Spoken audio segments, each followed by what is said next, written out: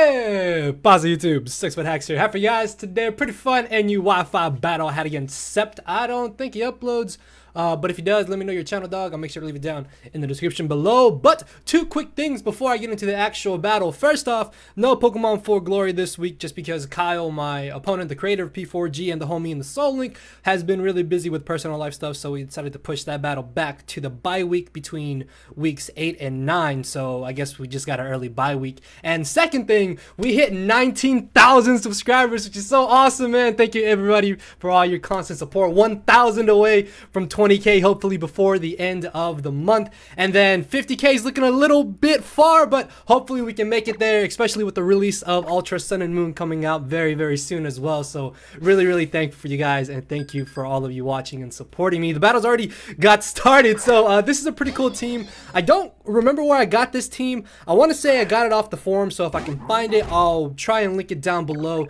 If I can't, then I'll try and remake the team as close as I can. But going into this game, Luxray was actually going to be a really huge problem. Also, Golbat, if I lose my Sneasel and my Miss Magius, could definitely prove to be a giant nuisance. Luxray mainly because his team doesn't have a ground type, so he can just really Volt Switch or just spam his electric stab moves to an extent. So I end up leading off with Miss Magius, as he ends up leading off with the Garbodor, goes straight for the taunt. As he switches out, I pull a switch into my Dredagon here. Shouts out to the Durham Dredagon's fans. We do have Damien here, our mascot, and I do just want to try and get on my Stealth Rocks early on in this battle.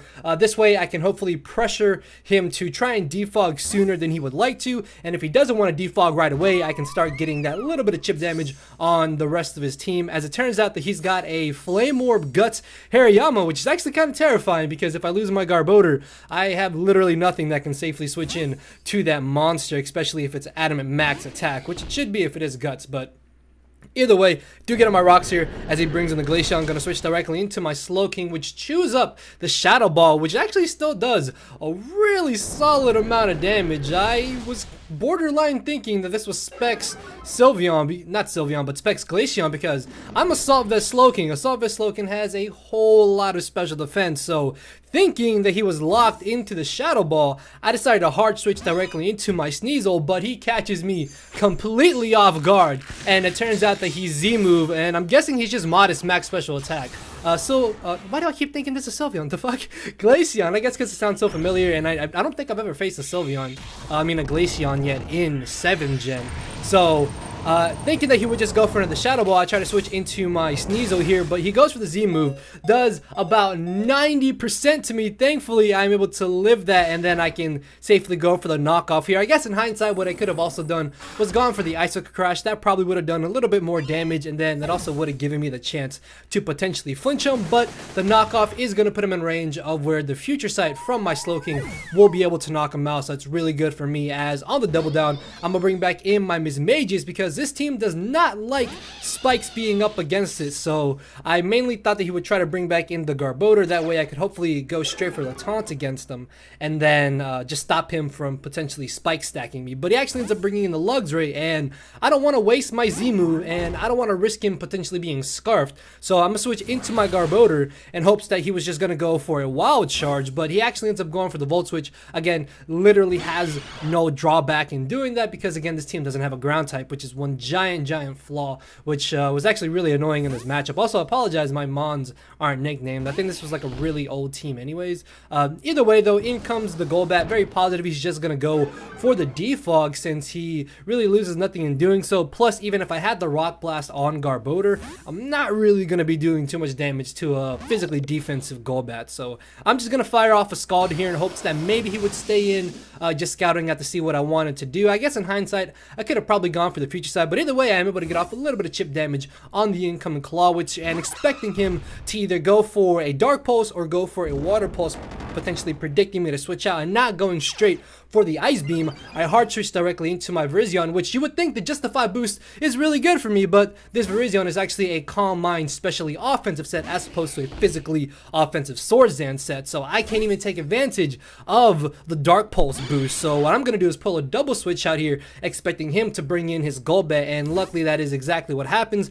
as I will be able to take this chance to go for the Future Sight, expecting him to try and bring back in the Clawitzer, but he actually ends up bringing in the Luxray, which if I had gone for the Scald, I could have potentially burned him, so that would have been really nice. Either way though, it's not entirely too big of an issue, and at this point I'm very positive that he's gonna go for the Volt Switch.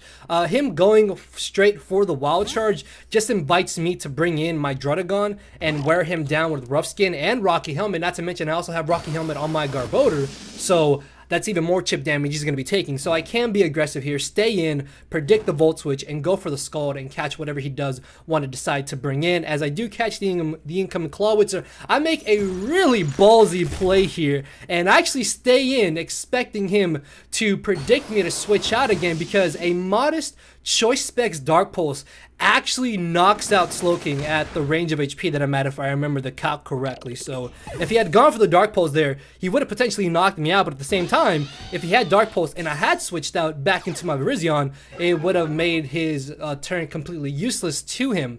So he did expect me to switch into Virizion again, scouting out or expecting him to go for the Dark Pulse, and thankfully with the burn, Future Sight will be enough to knock him out, as this turn he does make a really solid play, predicting me to bring in my Druddigon. He's going to go for the Ice Fang. Thankfully though, I am a very physically defensive Druddigon, so I will be able to punish this Luxray with my Rocky Helmet and Rough Skin while not taking entirely too much damage from the Ice Fang, and then I will still be able to get on my Stealth Rocks here to again pressure him and force him to try and go for the Defog. And if he does try to get up his own layers of spikes, he's going to be defogging them away. So it kind of really helps me out here that I did go for the rocks just to apply that pressure, because I can kind of pseudo stop him from going for spikes on my side of the field, which is really nice. As I bring in my Mismagius here, I'm going to go for the Nasty Plot, kind of expecting him to want to switch out into the Golbat, thinking that I would go straight for the taunt potentially, but he actually just stays in here and he's going to go for the Seed Bomb, which luckily is not going to come close to knocking me out. And unfortunately, even though I am a max special attack Mismagius at +2 special attack, a Shadow Ball is still not an OHKO on the Gardevoir, on the Garbodor, close to max or full HP invested. So I do have to unfortunately pop my Z move here, which the Never Ending Nightmare will definitely knock out this Garbodor, which is really good for me because now I don't have to worry about him potentially trying to spike stack me if he did want to go ahead and defog the rocks away. So down goes the Garbodor, in comes the Luxray. I don't really want to switch out here. At the same time though, I don't necessarily want anything on my team to take too much damage, but if I can catch him on a Wild Charge with my Druddigon, that's going to be really good for me because that's even more chip damage I'm able to get off on the Luxray. Not to mention, he's also going to be taking the recoil damage from the Wild Charge, so it's even better for me, as he's brought down very, very low. It looks like he can only survive one potential Stealth Rock switch-in, or if I am able to get up rocks, he will fall to the Stealth Rocks in general. Also, if I'm able to get up a layer of spikes, I think he drops to spikes as well. So I will be able to take this turn to again potentially get up rocks or just go for the Dragon Tail. I believe I went for Dragon Tail expecting him to potentially try to bring in the Golbat, thinking that I would just want to go for my rocks again, which it wouldn't have been too bad of a play for him to just oh no, I do have rocks up, sorry, my fault, I forgot that he did it. I forgot he defogged earlier once. I thought he defogged again. So yeah, Dragon Tail in there was definitely my best play to do because I could have phased out the Golbat and stopped him from going for the defog, because Golbat is naturally faster than Druddigon in the first place. So I decided to go for the Glare here just to potentially get some paralyzed hacks on it, making it a little bit easier for me to beat a 1v1, as he actually goes straight for the Brave Bird. I honestly didn't think he would just go straight for Brave Bird. I thought that maybe he would try to switch out, or that he was going to try and go for the defog. This way I could bring in my Mismagius, get off a little bit of chip damage with the Shadow Ball, and then go from there. But unfortunately he does catch me on the switch in, and he's going to knock me out, as even with the paralysis, Slowking is still slower than this Golbat. But it's fine, because as you can see, Golbat really can't do too much to my Slowking. I believe the Slowking does have a little bit of physical defensive ease invested into it, so I will be able to chew up these Brave Birds. As he gets fully paralyzed here, I am just going to go for the Scald. Unfortunately, I don't think I have Ice Beam on the set. I think it's like Dragon Tail Fire Blast, Future Sight, and Skull, which is just about the standard Slowking set. So my best move to go for is just spamming Scald. I can also potentially catch the incoming Hariyama if you wanted to switch into that. And Scald is basically my hardest hitting move to hit his entire team for a neutral damage, as he's going to go for the defog, and he does get taken out by the Future Sight, which even if he switched into something to take the Future Sight, that means he probably wouldn't have been able to defog, and Luxray gets knocked out on the switch into rocks, and this Hariyama would have dropped to the Future Sight either way. So there was really no good play he could have made in that scenario, as I'm going to be forced to switch out here. I do luckily have my Garbodor, which will be able to come in. Even if he is able to knock out my Garbodor,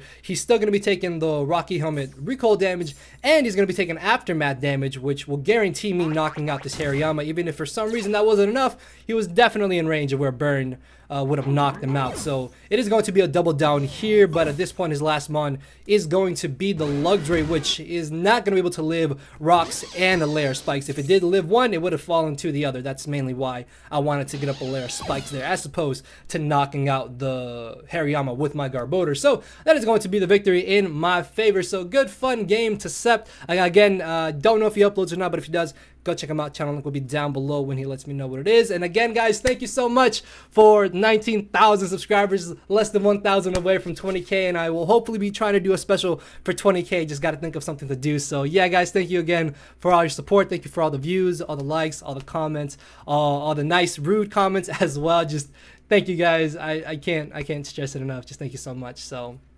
again, week 7 will be up during the break week between week 8 and 9 for Pokemon Full Glory. So next week we're still going to be doing week 8 as regularly scheduled. So yeah, again, thank you all, and we'll see y'all tomorrow with another Wi-Fi battle, hopefully. So later. Also, I uploaded a Showdown Live earlier today if you guys want to go check that out. So later, guys. Cause my brain and heart are both tied in the knot, and this hinders me from crying a lot. This causing me to show no emotion. But when I said I cared, I wasn't joking. But I guess it's too late for me to become broken.